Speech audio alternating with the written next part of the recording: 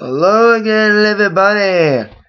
Zack Attack is here with my WWE Raw Supershow review for tonight, July 2nd, 2012. Overall, my thoughts on tonight's Raw. It was okay tonight. We had two silly matches. A main event that was okay ending, silly shitty ending. We had a match that didn't even happen. A couple old superstars returning. Build up for Money in the Bank and SummerSlam. Still no new participants in the Money in the Bank matches for both Raw and SmackDown. Money in the Bank. Speaking of those, or at least one of them, that's how I began Raw tonight, with the participants of the Raw Money in the Bank having a conversation. And also our main event. John Cena came out talking about Money in the Bank, blah, blah, blah. Then Bryan came out, Punk came out, Jericho came out.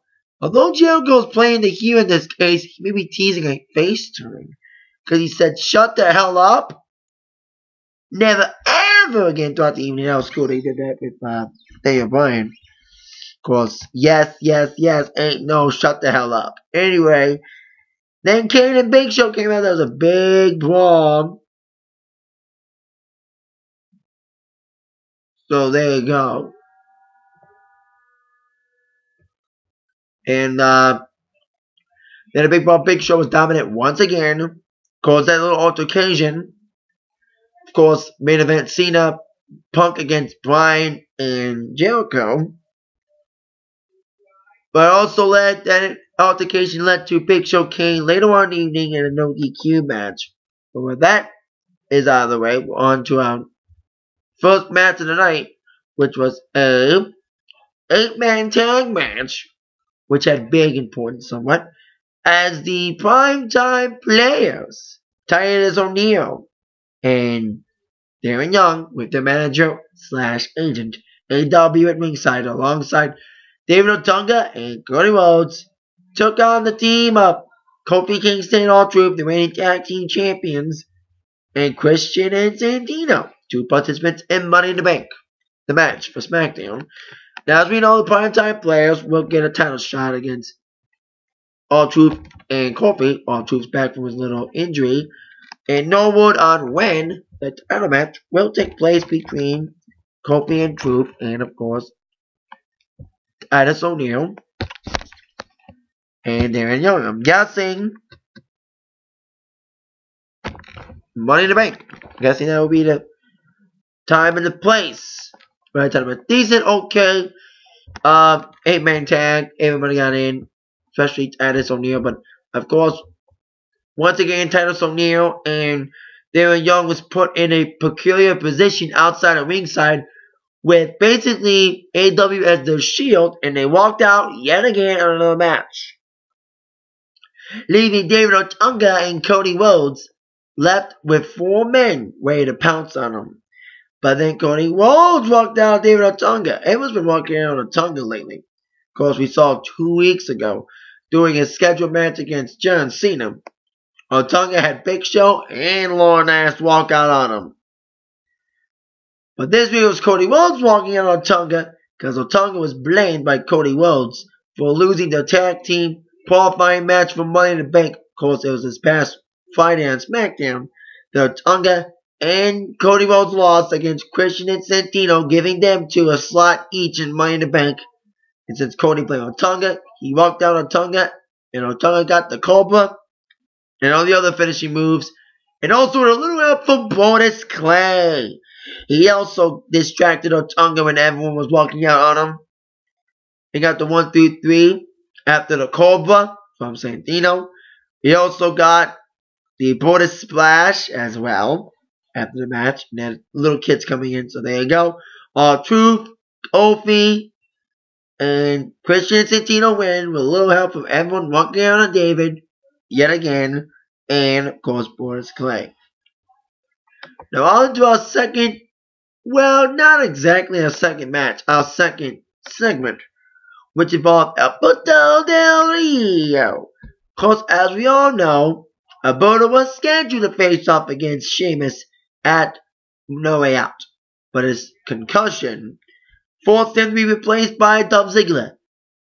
And of course, Ziggler's getting a big push, but he got demoted a bit. As Sheamus will be facing, he won't be facing Dolph Ziggler's pay-per-view. It will be Alberto Del Rio if he stays healthy this time around. Hopefully, storyline or not, Alberto will stay healthy for a match against Sheamus. But Alberto was given a surprise match by interim GM Teddy Long. Teddy Long made a match a big surprise. People thought maybe Rey Mysterio coming back. Where was Rey Mysterio light? Sin Cara, but it wasn't even a match.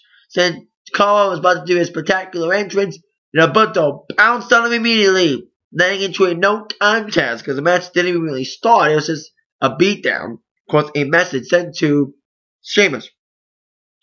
Alberto beat him all over the ring, outside the ring, went against the ring post and all that shit.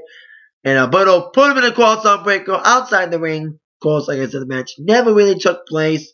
Alberto beating the shit out of Sin Cara, sending a message to Sheamus. As I mentioned, the match is official now. Sheamus will defend the world title against Alberto Del Rio. We didn't know who was going to face Sheamus for the world title. Now we know now. And Money in the Bank, it will be him and Alberto Del Rio. Hopefully, Alberto will stay healthy this time. So, Dolph will back his ass up again to replace him. Now after that, on with Paul Heyman. Of course, we all heard this week that from somewhere, from Brock Lesnar's camp, we were going to hear that Brock Lesnar was going to make a decision. Well, Paul Heyman said, well, Brock made his decision, but it will reveal it to the world at the 1000th episode of Raw on July 23rd. So we know two things will happen on the Raw 1000th episode on July 23rd, 3 weeks from tonight. 1. We'll have a new permanent GM announced. And we're going to have Brock Lesnar's decision, which will probably be yes. So they're probably going to get big ratings for that. I think I said something about buying Money in the Bank. Brock Lesnar will say yes. But he'll say it after Money in the Bank. Of course, a week after Money in the Bank. But that's all we know. Brock Lesnar will be on the 1000th episode of Raw to answer Triple H. Probably a yes. They're building a storyline. At least I'm glad we gained the storyline. They lost momentum with the storyline by not going without adding anything further after Heyman laid down the lawsuits. Of course, the storyline was stagnant, was still the same until Triple H challenged Lesnar for SummerSlam at No Way Out. So now the storyline's building again. So like I said, Brock will be in the 1000th episode of Raw to answer Triple H personally. Be Brock Lesnar's first appearance on Raw since after Extreme Rules. Since after he broke Triple H's arm. I need to use that specifically. I mentioned Dolph Ziggler, that leads to the next match. Mentioned Dolph Ziggler not getting a shot against Sheamus at the pay-per-view.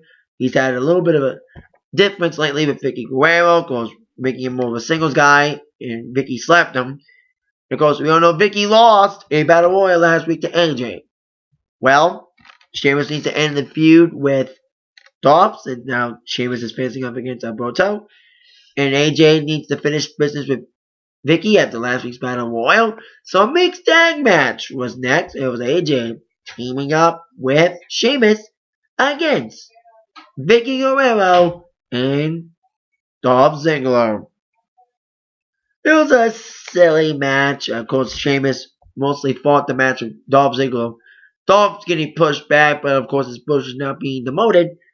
After getting a shot against Alberto, now he's probably, I bet you, even though he won't get a shot against Sheamus at the pay-per-view, I bet you one or two things will happen with Dolph.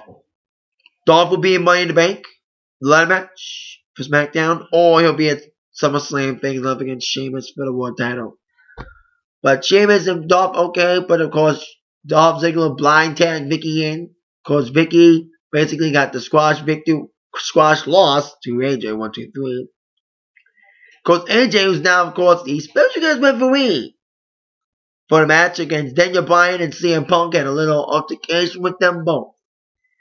Bryan, who was very upset about AJ being a referee, was trying to make peace with them. by giving her a rose earlier in the evening. But AJ wouldn't have it, eating a piece of the rose and saying that after her match against Vicky and Dolph, she was going to hug and embrace her love, CM Punk. Unfortunately, Punk missed the match because Punk was on the phone, and AJ felt not loved. She also had an altercation with the returning Eve, who's still here despite the fact no Laurinaitis. And AJ was talking to Eve. Eve's like, you want everyone's attention. Well, I'll get everyone's attention tonight. Because AJ would get attention loud and clear during tonight's main event, which I'll get to in a few minutes or so. Now it's time for the Raw 1000th Superstar Return of the Week. You know what that means? It's punching bag time! It's the one-man band! Heath Slater once again, ready to get punched yet again. First there was Vader. Vader Bomb. 2 weeks ago it was Cyndi Lauper and Roddy Piper in a segment. Last week it was Sid, where I mentioned my attack line, a certain superstar that did this. Well, he was in the match, but the match was against Doink the Clown. I don't know who played him, because so many people played Doink. I'm guessing fucking Baller played him, but no one on who played Doink tonight. But for the first time, Heath Slater actually won. Heath Slater pinpoint tonight.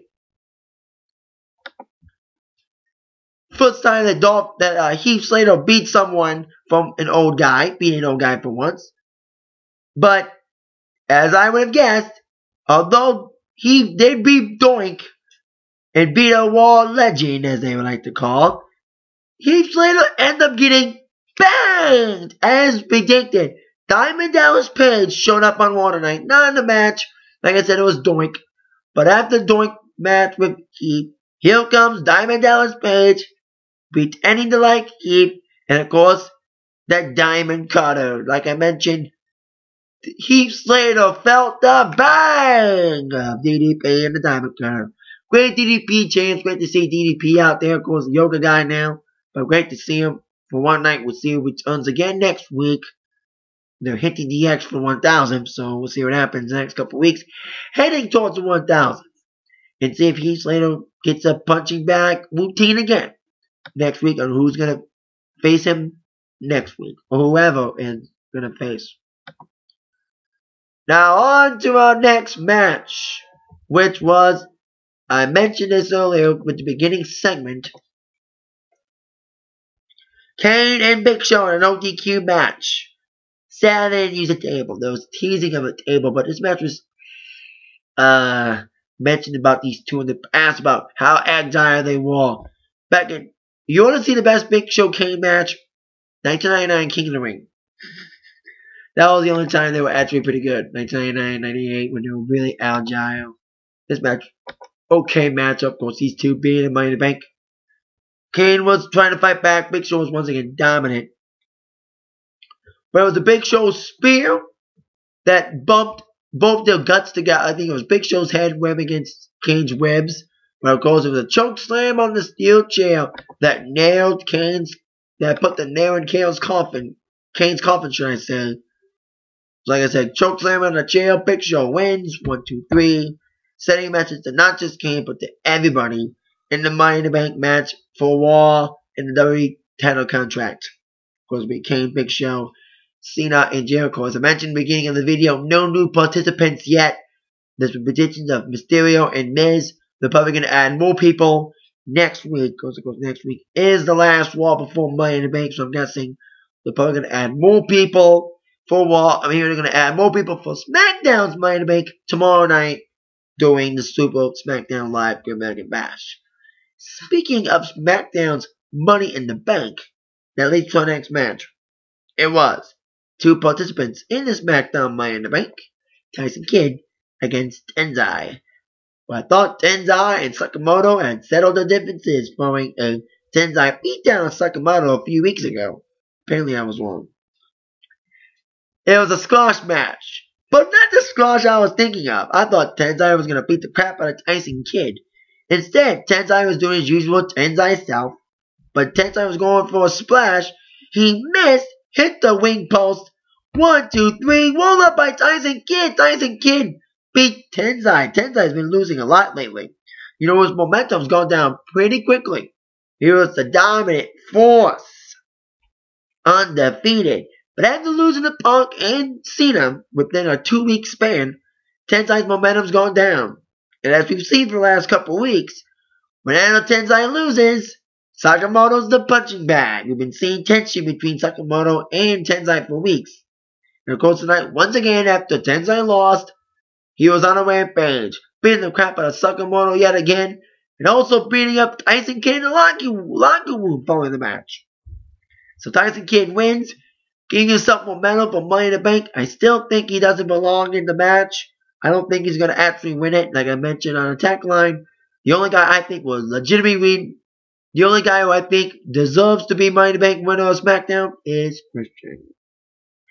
Speaking of Money in the Bank, on our main event, which involved 2 men that are going to be in Money in the Bank, as John Cena teamed up with CM Punk against Daniel Bryan and Chris Jericho.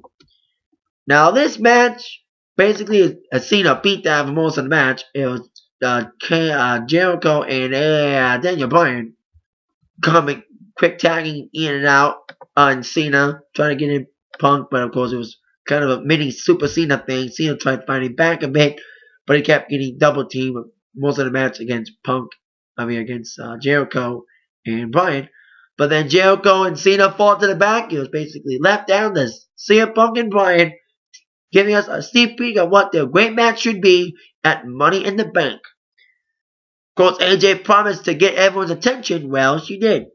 As CM Punk and Bryan were left in the ring alone, as I mentioned, after Cena chased Jericho to the back. Here comes AJ, prancing around the ring. But AJ's affection was not appreciated by Punk and Bryan, who were both fighting in the ring in an adamant match. It was a great segment, a tag match of fighting back and forth, so they weren't paying attention to AJ. So AJ was trying to get their attention a different way, besides prancing. So AJ pulled out a table underneath the ring. She got on the top rope. She was going to jump on the table. Punk and Bryan were both trying to stop her. At this point, the match stopped. The match was declared a no contest after AJ got involved. Of course, AJ was going to jump from the top rope to the table, but CM Punk got a kiss from AJ, the kiss of death, kind of. As AJ kissed Punk, AJ pushed Punk onto Daniel Bryan onto a table. So she crushed both Punk and Bryan on a chair, and she was saying, yes, yes, yes. We'll see there in Texas. And that's how we end Raw with CM Punk and Bryan being laid out on a table thanks to AJ. Last woman standing. Yes, yes, yes. Sending a message to both Punk and Bryan. As of course, AJ will be a special guest referee for that other match at the pay-per-view. So it should be a decent Raw next week. I will be making a review tomorrow night after the Super SmackDown Live. So watch out for that. Be watching that tomorrow night. There's nothing else on Tuesday, so I'll watch SmackDown Live tomorrow night. They're advertising a 20-man battle royal involving all 2 brands, including Cena, Punk, and all them. Winner will be the guest GM for SmackDown next week. That's what they'll say on the ads. That's it for my Raw review tonight. It was a decent Raw, okay. 2 silly things, but build up for Money in the Bank. Slam as well. Triple H and Lesnar in next week's Raw.